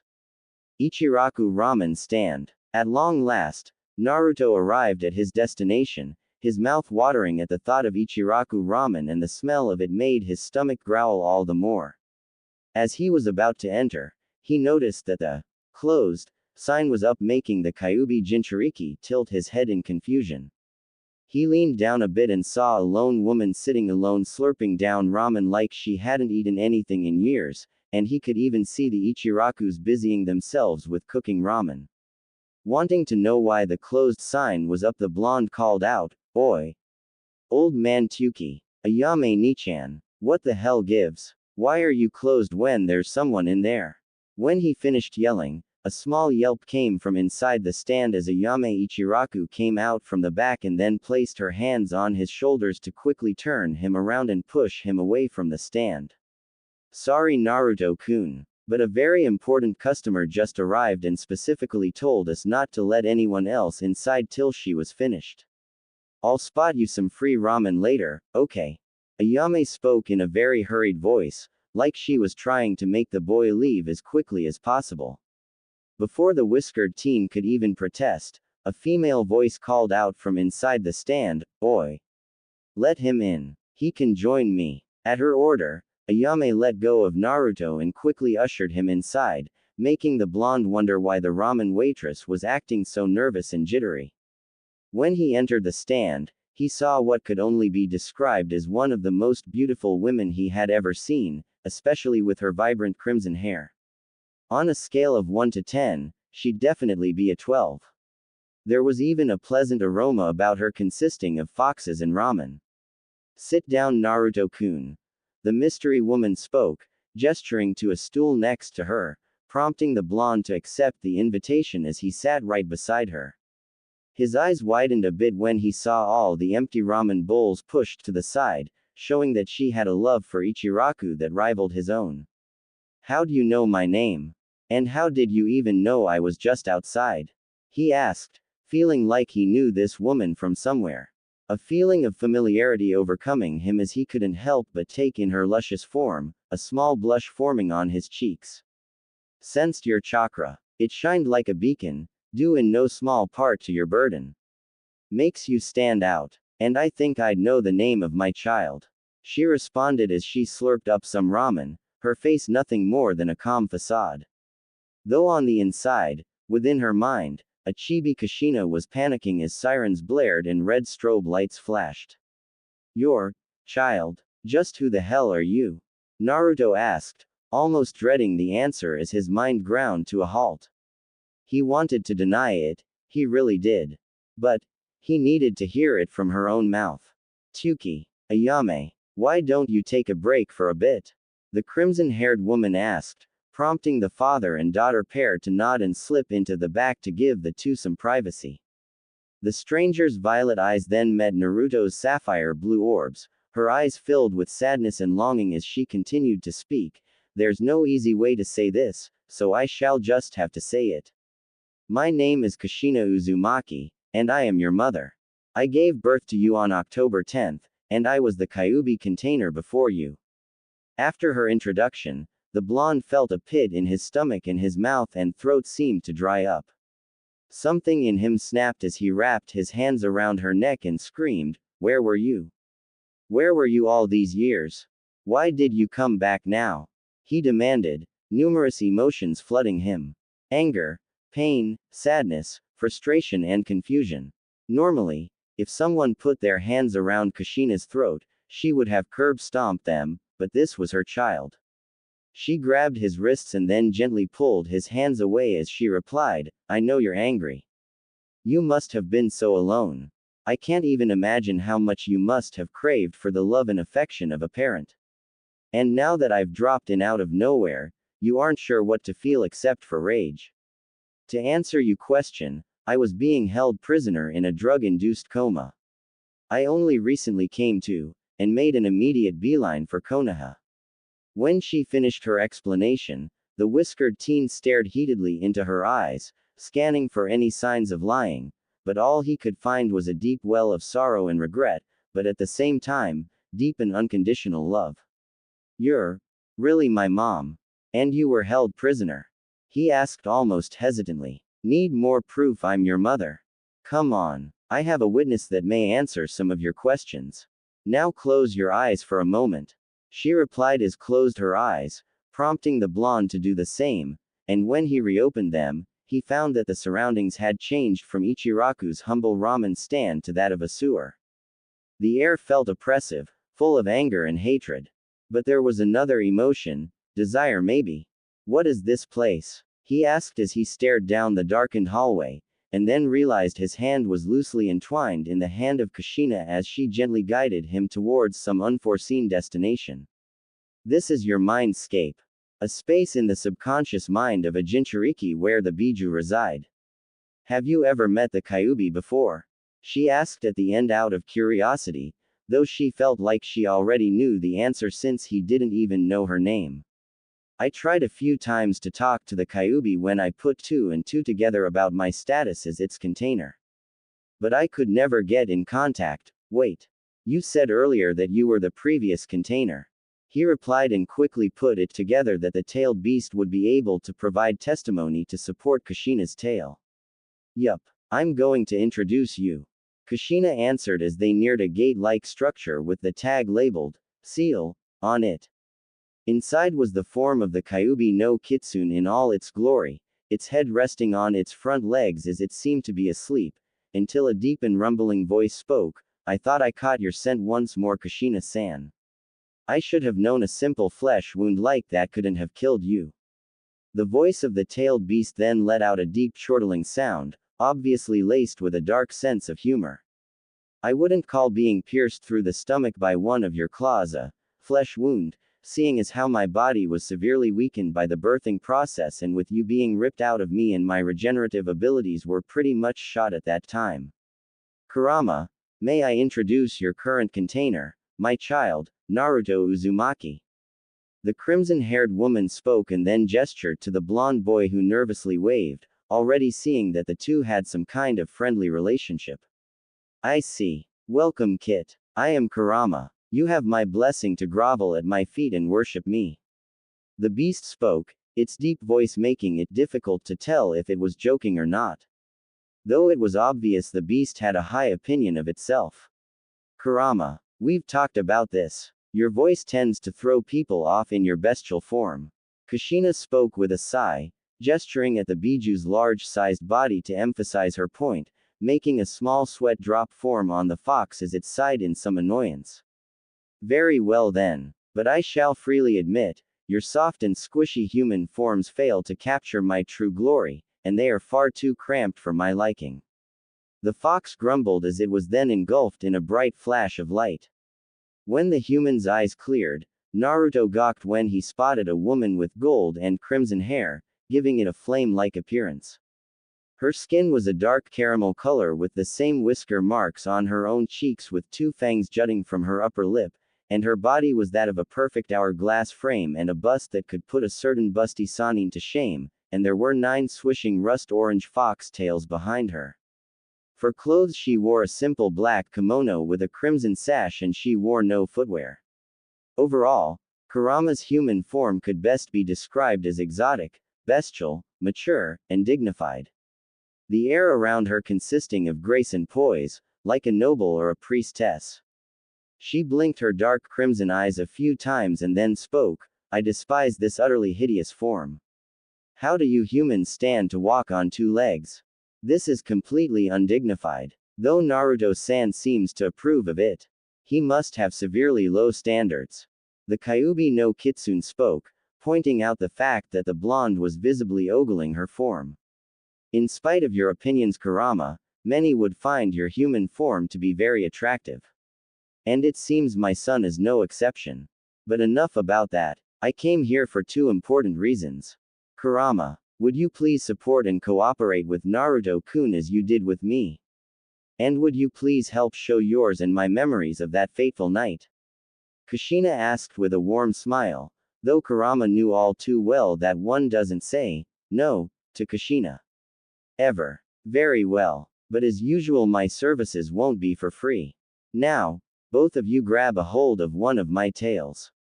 Fair warning to you, Naruto-san, this will not be a pleasant experience for you. Kurama warned the blonde as two of her fox tails extended towards both him and Kushina through the bars of the kitsune's prison. With a slow nod, he grabbed onto the tip of the tail, and then felt his whole body freeze up as he witnessed the events of his own birth. The masked man taking him hostage and kidnapping Kushina.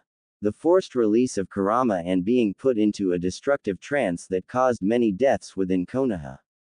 He saw his mother comforting him with a small toy, even as she barely clung to life. And then, he witnessed his parents' final moments.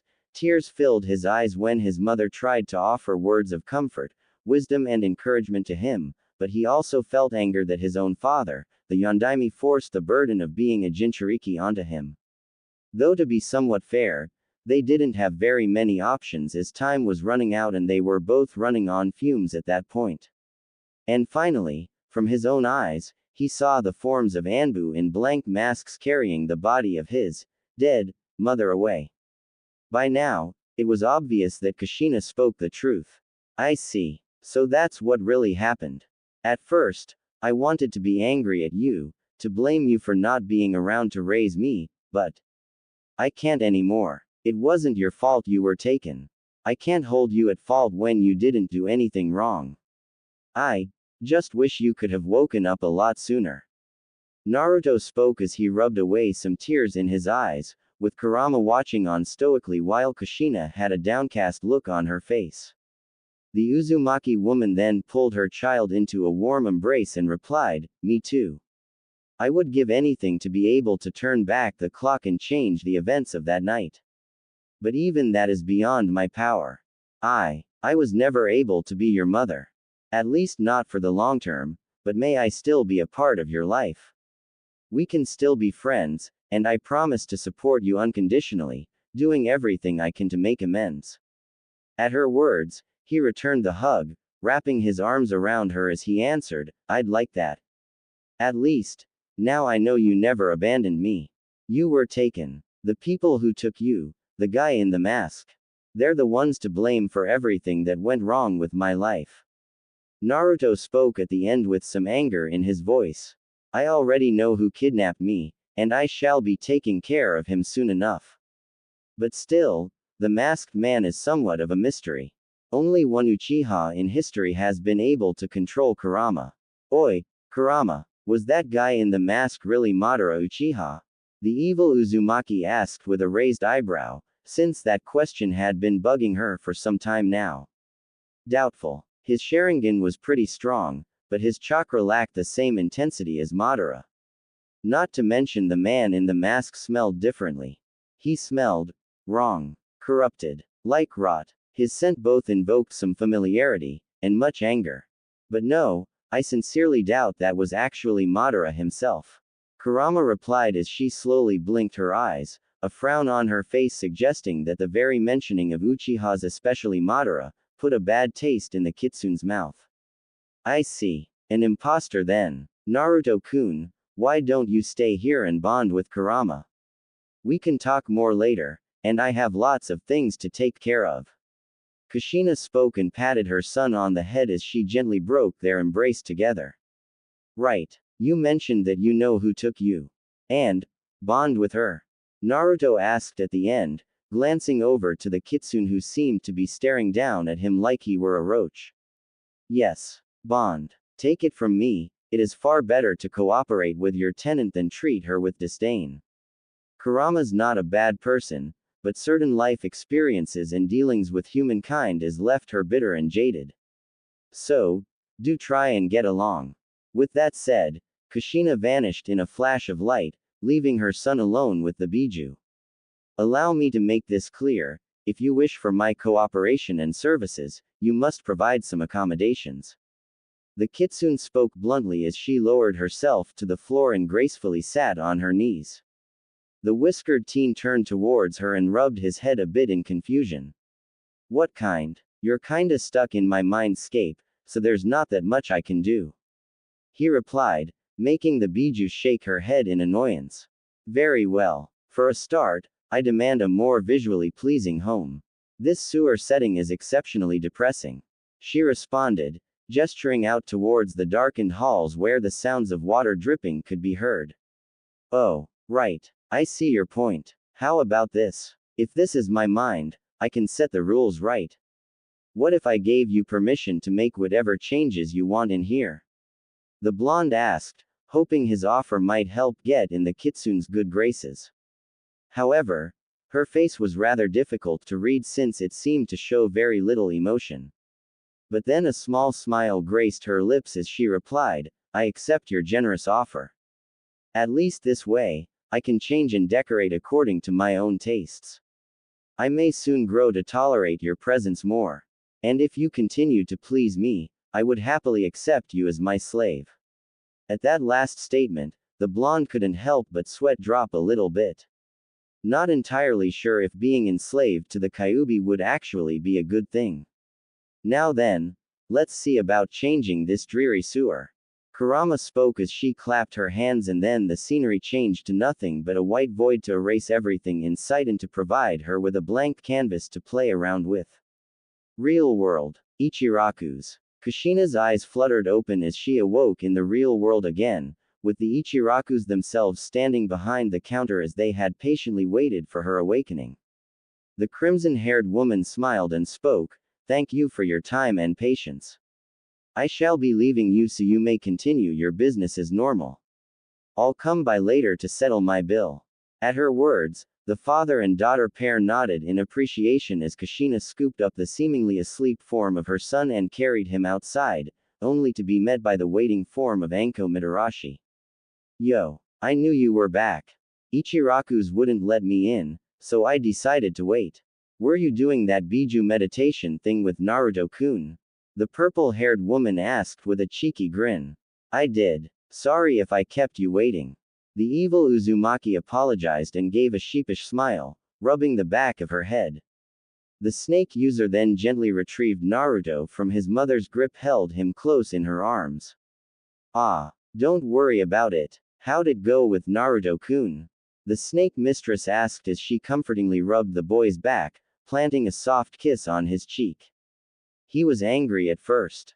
But once I showed him the memories pertaining to that night, he came to an understanding.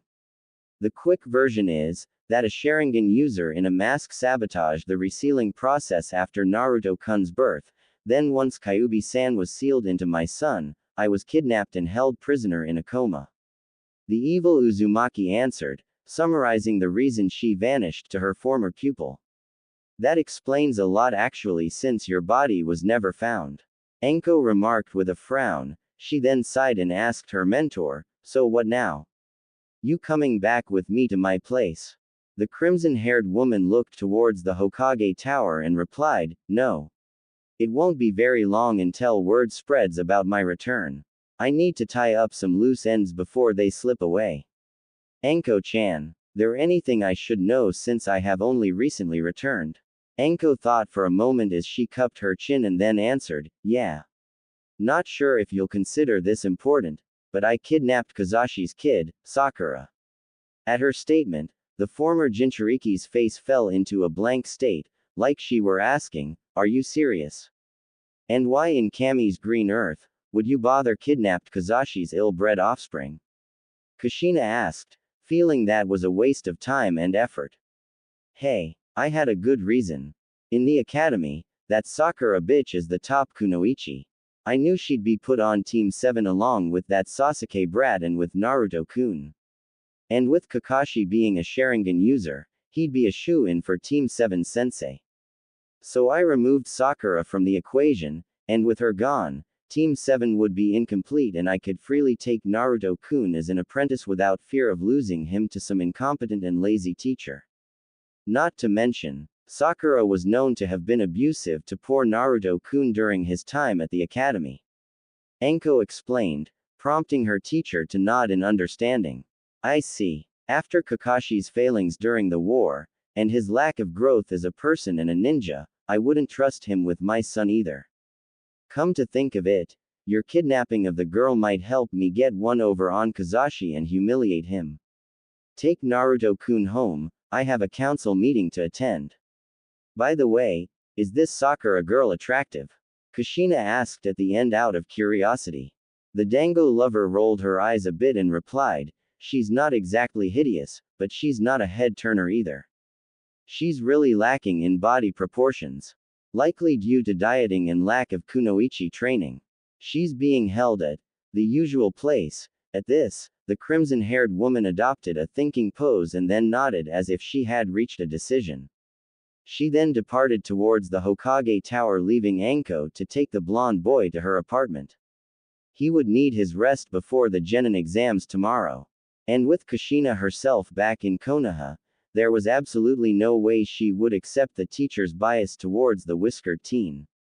Konoha Council Chambers. Hiruzen sat down quietly as the members of the various councils gathered, whispering amongst themselves as to why this meeting was called, and so far, only Inoichi was privy to the details since he scanned the head of Fuyamanaka, who was confirmed to be a direct subordinate of Danzo.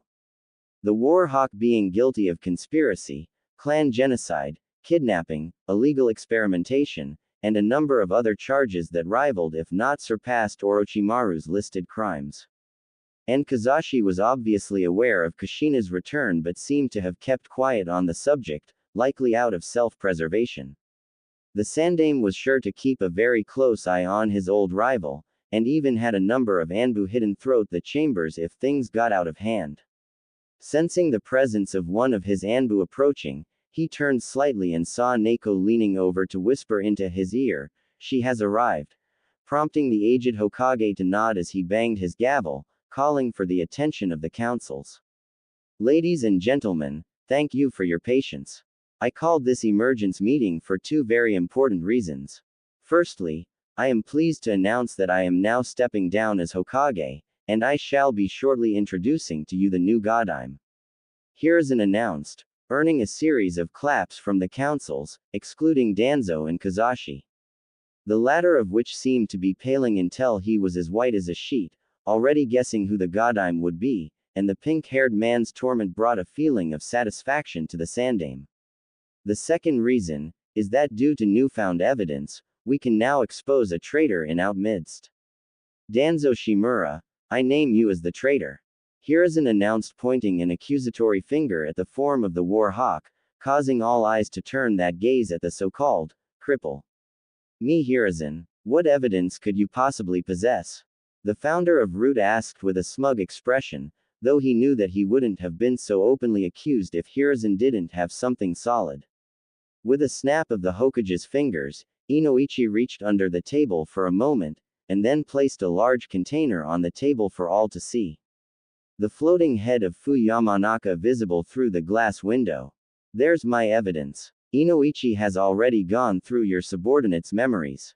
We know everything now. The orphanages you own to continue a fresh supply of recruits, the experiments on your mutated arm and the implanted Sharingan eye, your involvement in destroying the entire Uchiha clan instead of the guilty few, your dealings with Orochimaru.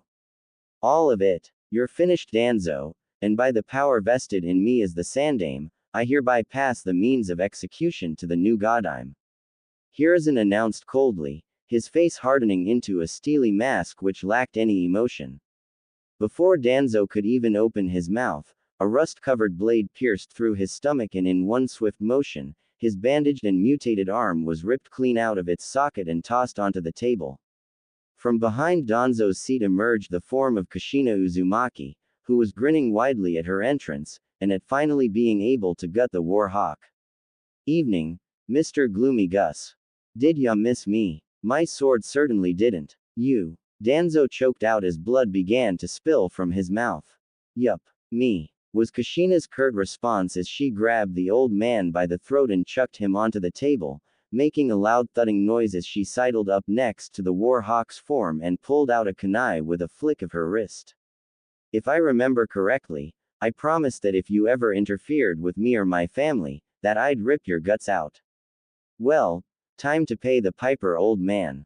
With her intent made clear, Kushina plunged the kunai into the wound left behind by her sword, and then dragged the kunai downward to cut open Danzo's belly. The crimson-haired woman then grabbed at the ribcage and pulled it apart with one strong tug, making a loud snapping noise. Contrary to what a lot of people may think, the human body has a lot more guts than you'd think. So it can take a while to pull it all out. Kushina spoke in a casual manner and then started to dig her hands around in her current victim's belly and started to pull out the intestines and tossed them in the space between the root leader's legs. The scene made numerous members of the civilian council turn green in the face before puking all over themselves or more mercifully passing out and fainting. Think of it like pulling out a long, wet and very squishy garden hose of some kind. The evil Uzumaki spoke as she continued yanking out the intestines, her hands, face, and clothes soaked in blood. All the while, Danzo writhed in pain as he was drowned in his own blood. With his mutated arm gone, there was only one means of escape. He'd have to use Shisui's implanted eye in his concealed eye socket to use Izanagi and escape. While he didn't want to lose the power of Shisui's eye, he didn't have any choice in the matter. He tried to focus chakra into the implanted eye, but then Kushina crushed it beneath her thumb.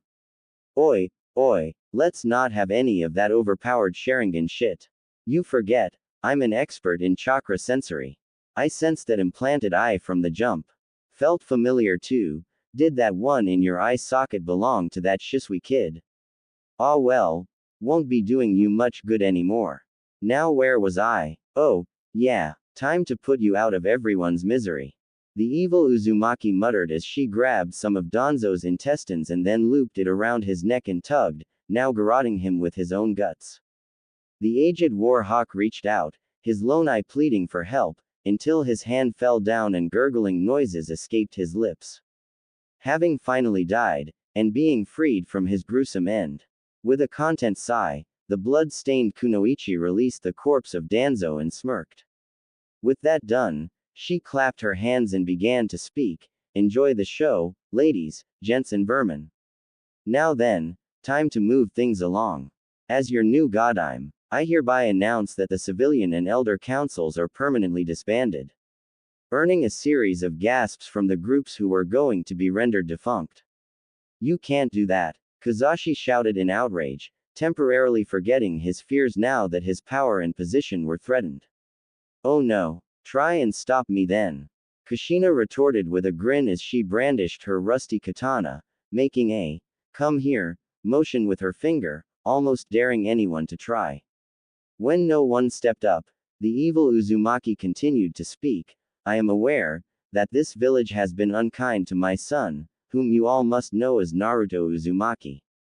So, if anyone continues to mistreat him, I'll see to it that punishment is duly handed out. And Kazashi, I was recently made aware that your daughter was very cruel to my son. As reparation, I'll be taking her as a slave for the Uzumaki family. What? My child. So you did have something to do with her kidnapping. I won't allow. The pink-haired man shouted, only to be cut off when Kushina placed the tip of her sword to his throat. Won't allow what? How about this then? I'll see to it that your daughter is released, free from harm. But in exchange, you must die by my hand. A life for a life, I think that's a fair enough trade. Kushina spoke in a sickly sweet tone, prompting the now former civilian council head to dryly swallow. Take her then. Just, take her. She couldn't even attract that damned Uchiha brat's attention anyway. Kazashi replied, making the shinobi council and Sandame glare heatedly at him for so easily tossing aside his daughter. A low chuckle came from the evil Uzumaki as she slowly shook her head and spoke in an unimpressed and disappointed voice, so quick to abandon your daughter to save your own skin. Makes me wonder what Mebuki-chan ever saw in you. At her statement, the pink-haired man's face turned a dark shade of red in rage as his form shook violently at being made a fool of in public like this. You just wait, without the civilian council, you'll be so buried in paperwork that you'll quit before the week is out. Kazashi spoke, trying to get the last word in to try and save face, but the violet-eyed Kunoichi didn't seem all that concerned. I'm not that worried. I'm infamously tenacious, and I know a few tricks in speedily processing paperwork. She retorted in a dismissive voice, and then gave a victory sign as she marched out of the chambers. Just as she reached the doorway, she turned on her heel and continued to speak. Oh, Reet. I almost forgot something. I now hereby announce that the Uzumakis shall be an officially registered clan of Konoha. Council meeting adjourned. She shouted and then exited the chambers with the doors shutting behind her. With the evil Uzumaki gone, one of Hiruzen's old teammates Kaharu spoke up. Hiruzen. You have to do something. With that woman in charge of things, she'll ruin Konoha inside of a year or less. Sighing, the Sandaime pulled out his pipe and lit it as he replied, I'm retired and no longer the Hokage. It's out of my hands. I am finished playing mediator between a bunch of whiny civilians that only care for money, and the loyal shinobi who work to protect this village. If Kushina-sama says that the civilian and elder councils are disbanded, then they are disbanded. Her word is now law. With his piece spoken, Hiruzen puffed on his pipe and left the chambers as well, with the clan heads following close behind him with some satisfied looks on their faces. The power balance of Konoha's government now lied exclusively in the hands of the shinobi. With the evil Uzumaki now returned, Konoha would not have to fear for another long-term war. In Kumo, Kushina was infamously known for castrating rapists, making Sandaime Raikage loyalists forever live in fear of her name. In Iwa, she was known as a boogeyman of sorts, a creature that supposedly devoured disobedient genin. In Kiri and the Land of Iron, it is every sword user's greatest dream and worst fear to cross swords with the evil Uzumaki. And in Suna, Kushina's wrath was known to be as scorching and unforgiving as the desert sun. With the new Godime Hokage in place, it would not be long until word spread around the elemental nations. And the leaders of those nations would come, begging for peace and mercy from the most dangerous kunoichi to ever live. And if they did not satisfy her, then they would be doomed to fall beneath her sword. End chapter 2. Bonus scene. Sakura's fate. Help, please. I wanna go home. I want my mommy. Screamed the sobbing form of Sakura Haruno as she was currently hanging upside down, her face red from the blood flowing down to her head making her feel woozy. She tried struggling and kicking her bound legs, but only succeeded in making the chains keeping her suspended rattle and clank together. She heard a door open, making her gulp in fear, believing that the crazy snake lady was coming, but instead it was a woman with crimson hair carrying a rusty katana. Hey there, sunshine. The woman greeted, making Sakura sigh in relief at the prospect of being rescued. Thank Kami you're here. You have to get me out of here. That damned Anko woman kidnapped me. Sakura shouted and made her chains rattle again for emphasis, earning a chuckle from the stranger who shook her head, confusing the Pinkett. I don't have to do anything. Name's Kushina, Kushina Uzumaki. I'm your new owner. The violet-eyed woman introduced herself with a sinister giggle, making the fangirl's blood run as cold as ice water. Owner? What do you mean owner? Sakura asked, in confusion. Instead of immediately answering, the crimson-haired kunoichi pushed a nearby button, making the Pinkett drop to the floor with a loud thud. The girl glared at her for a moment, but it melted away into a look of fear as the stranger approached a tool box sitting atop a stool. I held your daddy at sword point, and gave him to choice to sacrifice himself and set you free, or to save his own hide and let me keep you as a slave for my family. He chose to throw you right under the bus. Kushina answered as she pulled a small device from the box, the fangirl's heart sinking down in her chest at the news, though for some reason, it didn't actually surprise her. Wah! What are you going to do to me? The Pinkett squeaked out in fear, wondering what this woman had planned for her. The crimson-haired woman turned around, revealing the object in her hand to be a bottle cap opener as she approached. Well, before I put the slave seal on you, I was thinking of giving you a hands-on demonstration of what happens to people who hurt my son. Kushina responded with a humorless laugh, clearly about to take some measure of joy in what comes next. Your son, Naruto. Naruto's your kid. Then where the hell have you been? Sakura demanded, futilely trying to crawl towards the door, only to find a hand on her ankle, pulling her towards her soon-to-be master. In a coma, unfortunately. Now, how about we start with bending some things in ways they aren't meant to bend? And then we work from there. I think you might have more value as a slave than as a kunoichi. Kushina coldly responded and grabbed one of Sakura's fingers, placing it into the bottle cap opener, and then tugging upward, making a loud snap noise followed by the screams of the pinkett. Kushina knew that it may take a while to properly train this girl, but with such a low tolerance for pain, she'll easily learn her place.